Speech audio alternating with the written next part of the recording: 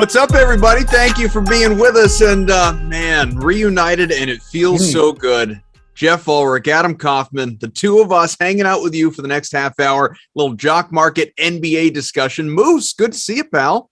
Yeah, I mean, they try to keep us off the internets together, and it's just impossible, man. You can't keep, the mega powers on the sidelines for long. But, yeah, different format, different thing we're talking about. Love the Jock Market, the site, the IPOs and stuff. And, first time talking about it for basketball. So going to be new for me talking about it. I know you're a big basketball guy. So, hey, I'll give this guy some credit. Good basketball resource.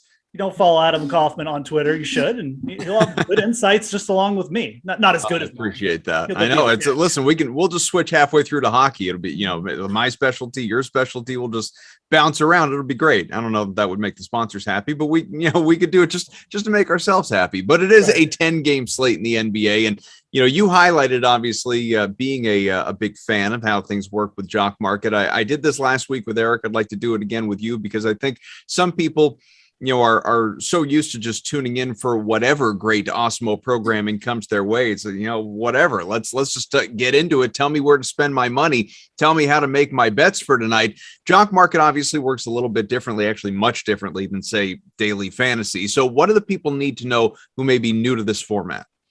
Yeah, so I mean, obviously, in daily fantasy, some of the themes are the same.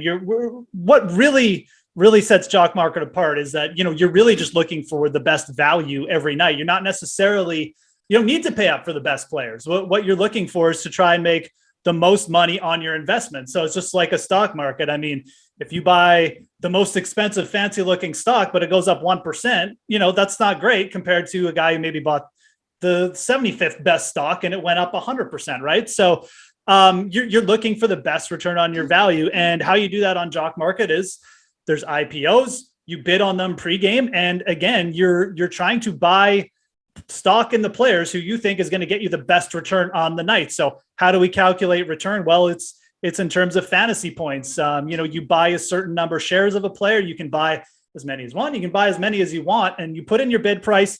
If you get the shares back, you own shares of that player for the night.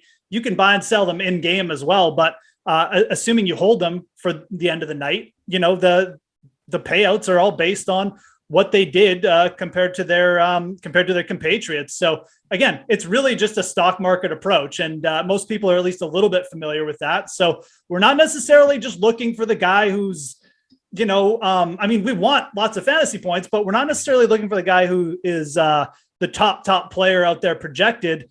It's more just who do we think we can get for cheap? Who do we think we can get at fair valuations, and who is going to get us the best return on our investments? So a little bit different way of looking at it for sure, but it's a ton of fun. Once you've done it a couple times, man, you will like this format. And again, I'm excited to talk about it for basketball. So, and of course, you can get a guy at $1, goes all the way up to $25. So it is wide ranging, as Geoff outlined. You're looking for value. Thing is, Moose, and we both know this, whether you're talking football, basketball, whatever the sport, sometimes the most expensive guy or the highest projected guy might be one of the top value options. You look at obviously the guys that are available to you, and there are a lot on this 10-game slate tonight. 2/3 of the league are in action. Giannis Antetokounmpo, Karl Anthony Towns, James Harden, Damian Lillard, Paul George, Domantas Sabonis, LeBron James, Bradley Beal, Trae Young, Jason Tatum. I could go on. There are a lot of big names that are available to you, but you go right there at the top, and Giannis is considered one of the great value options tonight. Going off of some of the projections, that we have that Alex Baker puts out on the Awesemo website. Of course, Awesemo himself, Giannis, 52 projected points. He is a fair IPO price right now of just a shade over $17. You can go over, obviously, to where things stand going into the day, because those are just projections, and Geoff can outline the differences. But Giannis, fair value right now, it's $14 and change, but projected for a little closer to 55 points. So break down this discrepancy here. Yeah, no, for sure. And again, you should check out, if you're not a member at Awesemo, obviously a lot of these projections, where we're getting them from. But there's definitely a couple players at the top of Jock Market you can look for today that we have projected for being good targets. I mean, Giannis, he's in terms of fair value on Jock Market, he is he's got the biggest price attached to him. But we also have him projected for a fair IPO price that's actually bigger than what he is projected on Jock Market. So he's looking like a pretty decent value there. Sitting there at like a $14 fair value. So his projected rank, again, for us, he's got the biggest projection on the site. So obviously a projected rank of first. Now, obviously, there's some risk taking a guy like that. He needs to come in at least 5.8 for a break even. But this is a player with a really fantastic fantasy floor. I think we all know that. And even if he doesn't, even if we get like a lower player go off tonight, say like a Russell Westbrook goes for a triple double, ends up in first position. I mean, Giannis, coming in third or fourth isn't going to hurt you. It's actually probably going to get you, make you a profit. So we have him projected as pretty solid for what he's again going for fair value. Another player though who really sticks out is Karl Anthony Towns. He's got a fair value of just under $9, but from the projections, again, it's a player we have over $12 for a fair IPO price. So Karl Anthony Towns in that game might actually be the better target. Again, a break-even rank right now would be around 14.4 compared to his fair value mark on Jock Market, and we haven't projected for better than that. So both players in that big game there, both big names, tend to be like guys you should be looking at. But I think Karl Anthony Towns is actually, A is going to cost you less, which is always nice. You can pick up a few more shares if you want. Again, you can spend the same amount of money. You can just get more shares of Karl Anthony Towns. It's going to be cheaper to get. But he looks like the better value, the guy I would rather be bidding on in that game. So as Geoff outlined, obviously these guys are going in the same game. It's Minnesota at Milwaukee. And I guess where I would push back on you a little bit, and this isn't me saying that Karl Anthony Towns is bad bang for your buck or a bad player or anything like that. Maybe he goes off. Giannis, we've already seen multiple, and the season's new. Teams have only played 3, 4, 5 games. Giannis has already had multiple really huge games. But on top of that, you look more at what's around him, obviously, or maybe lack thereof. In the case of tonight for the Bucks, you've got, Brook Lopez is out. Drew Holiday, more notably, is out. And so it's Giannis, it's Chris Middleton. It's kind of the two-man show. And it sort of makes me think back a little bit to last night's Lakers game, for instance, where you mentioned Russell Westbrook. He goes off, just missed out on a triple-double, by far his best game as a Laker. But you look at it and say, well, no kidding. Like, of course he had a great game. LeBron didn't play. It was Russ, it was Anthony Davis. Anytime, and this is a larger scale as it relates to the Lakers because we're talking about generally bigger names, no disrespect to the Middletons and Holidays of the world, but Russ is going to have those games. He's going to have those games with regularity anytime one of LeBron or Davis is unavailable for whatever the reason, load management, injury, what have you. As long as the three of those guys are playing, it just washes all of them out potentially. Russ more so because he's the new guy. He needs to have the ball in his hands. So does LeBron. We know how it works there in LA. They're just, the roster construction there is an absolute mess for the Lakers. On a lesser scale again, or maybe in some ways a broader way of looking at it, if you want to hone in on Milwaukee, is Giannis is going to be Giannis almost no matter what, but he's Giannis next level. He's Giannis whatever squared when you don't have, again, one of his key studs around him. So Holiday not being available, Middleton, he becomes maybe a more attractive play in Jock Market, DFS, wherever you're looking. But Giannis in particular, I think there's a reason that we're talking about him as, a reasonable, even good value, even though he's right there at the top of the projections. I think the best way to put it, and it's very fair point by you, Giannis is definitely the safer play. He's probably not going to, even if you have to pay a little bit more than fair value or whatever, it's hard to see him not finishing in like the top 5 tonight. Now it's NBA, look, NBA DFS. Obviously anything can happen, but sure. You're right. In this situation with like the usage he's going to get, it's a pretty strong spot. Towns definitely, I feel like probably going to be able to get for cheaper. So there is probably a better potential for a bigger return on Towns. But yeah, the spot for Giannis, there's a reason why he's first and he's projected like this, and you just covered it all. So I do think Westbrook is interesting. We should mention him for a sec. Could be a very similar situation, right? To last night. Anthony Davis LeBron currently questionable, so we'll see. LeBron currently questionable. Anthony Davis on a back-to-back. They like to rest him in these spots. It's OKC. OKC. Although you get the series blowout, not even potential, but likelihood there. Likelihood. Thunder are 0-4 rebuilding. They're terrible. Yeah, I mean, third last in defensive efficiency. I don't even need to throw out those stats.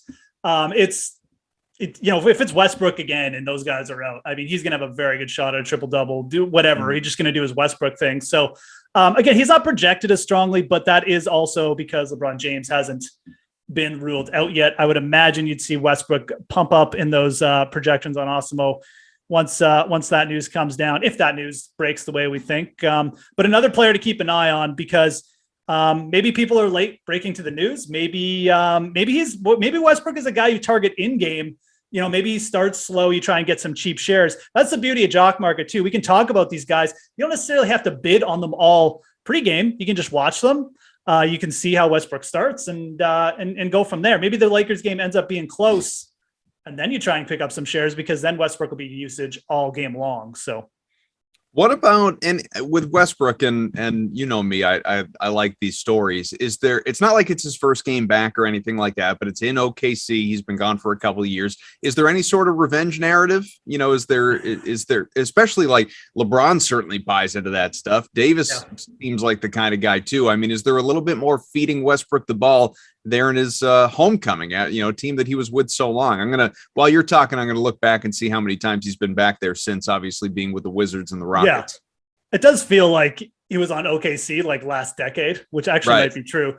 But hey, I mean, look, it is his like first, romance thing, and that hurts the most. So, I mean, the Lakers are just in a spot where, again, it really depends on the injury news with LA, but they're just in a spot where if it's just Westbrook out there, it doesn't even matter. I mean, the revenge thing won't even matter, because he's just going to have the ball all the time. So, like I said, Westbrook is a guy who I would really keep an eye on in game. If that game ends up being closer, would really try to pick up shares of him, because going down the stretch, he's going to have the ball a ton, and those points could pile up really quickly in the second half.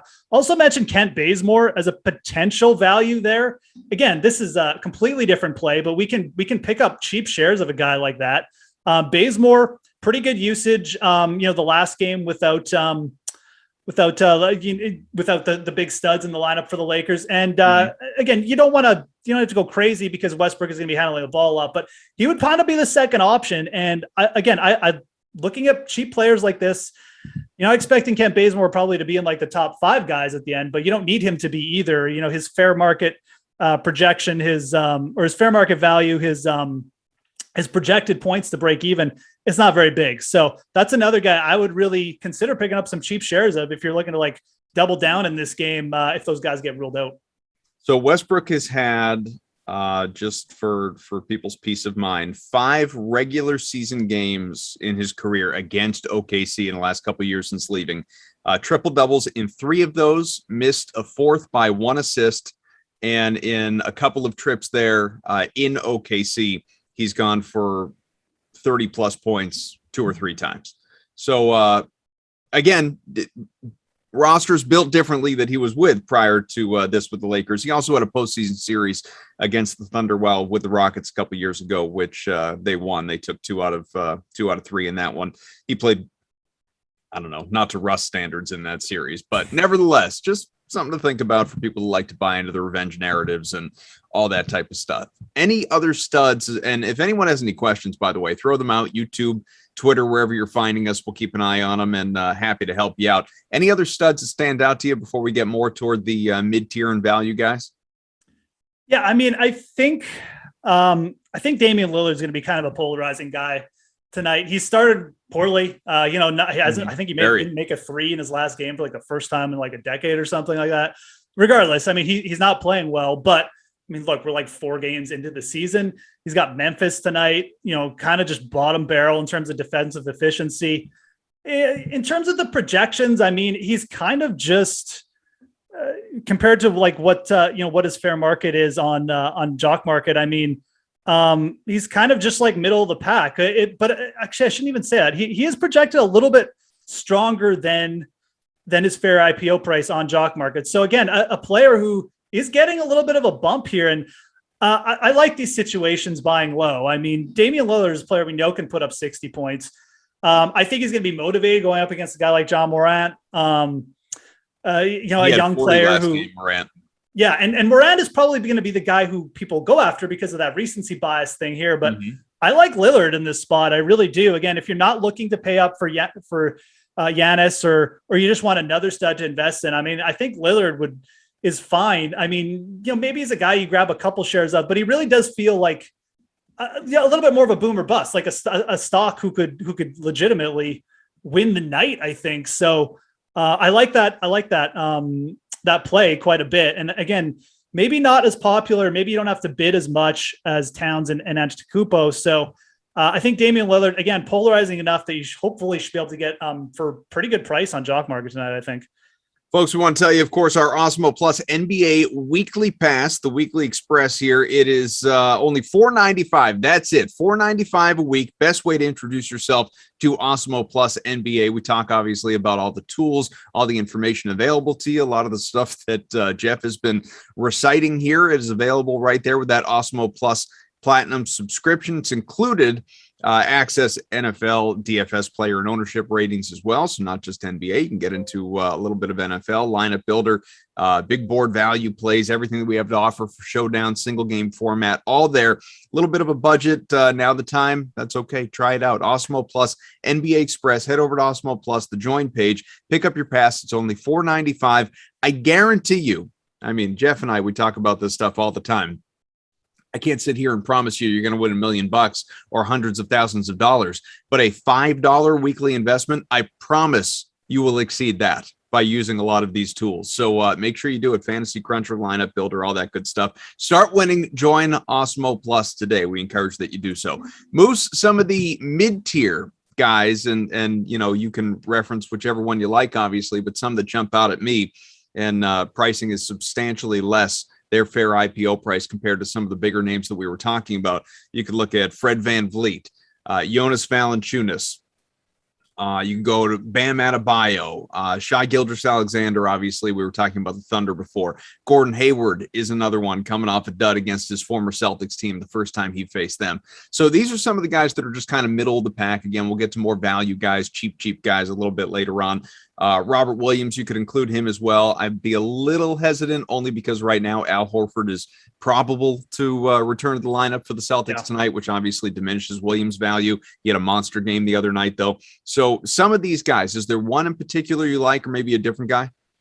I mean, I really do like Robert Williams, but you're right.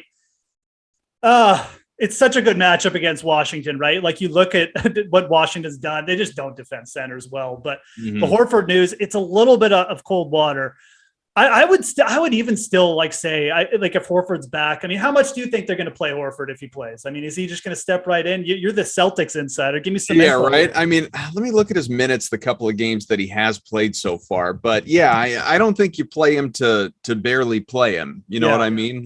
He's not going to play 15 minutes. Like the two games he missed the opener. That was still a COVID situation. He missed the last game because of this thigh injury that he's dealing with, the strained adductor for you medical professionals out there. But the two games that he has played, 30 minutes and 25 minutes. So, that would tell me that Al Horford doesn't come in at less than 25, assuming that he does play. And right now, again, probable, which, would indicate he's going to play. Yeah. So it's, I guess, a bit of a dicey spot. It's a really, really good matchup though. So still something to consider with Robert Williams. Again, the Wizards, just allowed Miles Turner to go nuts there a few games ago. So, just to your Williams point, just because Horford's available doesn't all of a sudden mean like Robert Williams plays 10 minutes. The games that Horford has played, Robert Williams has still been pushing 30 minutes. So there's, they could even both start together and go with the double big, which the Celtics have been prone to do this year. Yeah, especially against Washington, right? I was just looking up. We definitely have Williams projected as a strong play. His fair market on Jock Market is around $4. I think we have him projected at a fair IPO price of over $7. So that's a player again. And maybe the Horford news throws some people off, right? Maybe you can get him for cheaper. So Robert Williams to me is strong play. We really would like it if Horford was out, but even if he's in there, it's probably okay. You mentioned Fred VanVleet. Yeah, that's definitely, obviously with the injury, he's getting good usage there.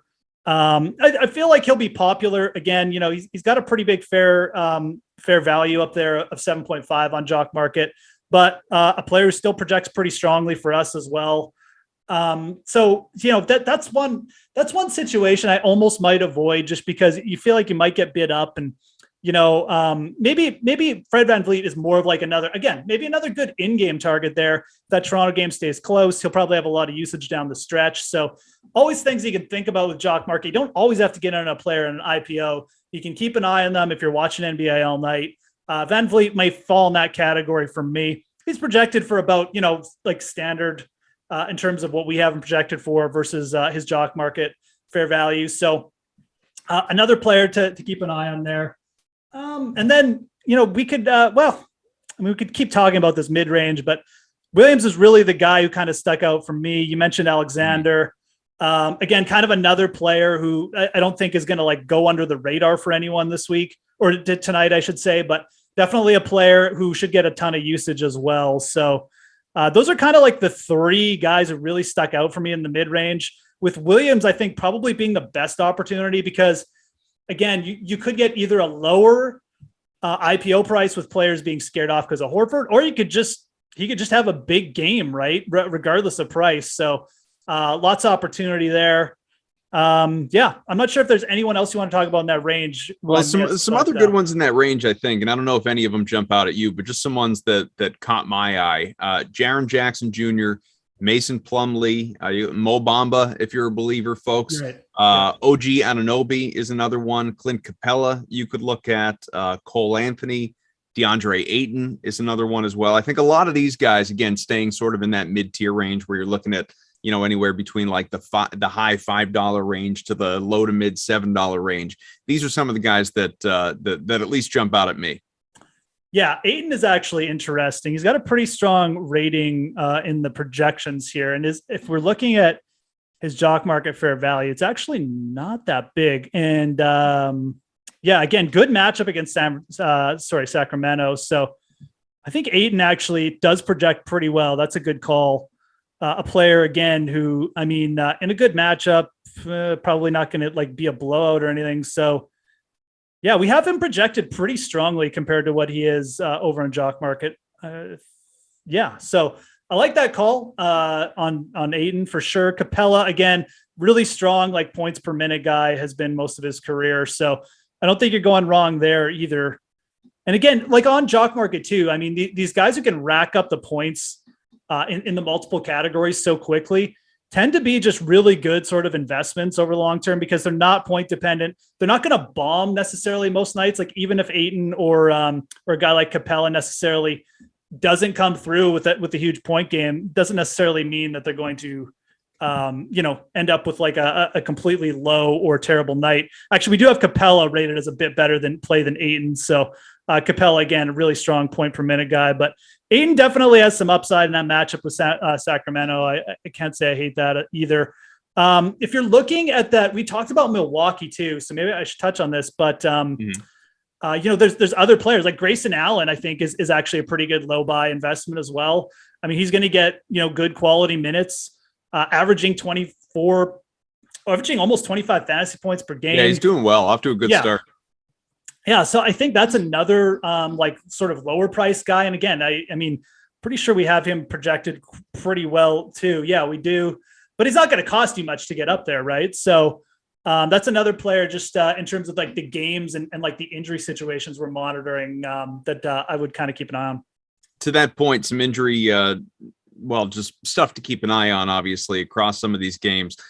For Charlotte, Terry Rozier is doubtful. PJ Washington is out. Some of the stuff you guys will already know, but just to reiterate, obviously for the Celtics, we talked about Al Horford. He's expected back for, Miami. Victor Oladipo's not playing. We know, obviously, Brooklyn won't have Kyrie Irving for maybe the entire season, but certainly tonight. Something to really watch for in this Indiana-Toronto game, where the Pacers, by the way, are 0-2 on the road and the Raptors are 0-3 at home, so something's got to give there. Karis LeVert, who's missed the first handful of games to start the year, is questionable to play. Pascal Siakam is not playing for Toronto. Gallinari is questionable for Atlanta. Zion Williamson remains out, obviously, for New Orleans. We talked about that Milwaukee-Minnesota game for, again, LeBron is questionable for the Lakers, something to watch for. Dario Saric is questionable for Phoenix tonight. Ja Morant, that big game coming off of 40 against the Lakers, he's certainly playing there for Memphis. Marcus Morris Sr., he's out for the Clippers. Those are some of the bigger ones that we're watching for right now, and there are others certainly. If we dip down price-wise here, Geoff, to not to like super cheap just yet, although we only have a few minutes left, so I'll highlight some of these other mid-tier guys or a little bit lower than mid-tier guys that just for people to think about, for your own edification. There's Lou Dort, there's Jordan Nwora, who obviously play him to the ends of the earth. Everybody obsessed with Nwora this year. You could look at Mikal Bridges. You could look at, Terence Ross is another one. Dan Gafford, precious, obviously for Toronto. You get cheap though. How about Nick Batum? Nick Batum is a real cheap guy for the Clippers to think about tonight. Another one, Nick Claxton, obviously for the Nets. Davion Mitchell, the rookie for Sacramento. You go real cheap. It could be a JaVale McGee investment night here. He is super cheap in that game for Phoenix. Those are some of the ones that catch my eye as we go a little, cheaper. Yeah, no, Batum is interesting, definitely. A bit of a boomer bust type player, but I definitely don't hate that matchup either.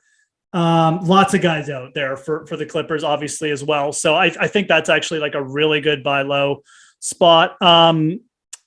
I'm going to bring up Terence Ross as well, who I'm pretty sure had 0 points in his last game out, but projected to play in a close game here or a closer game.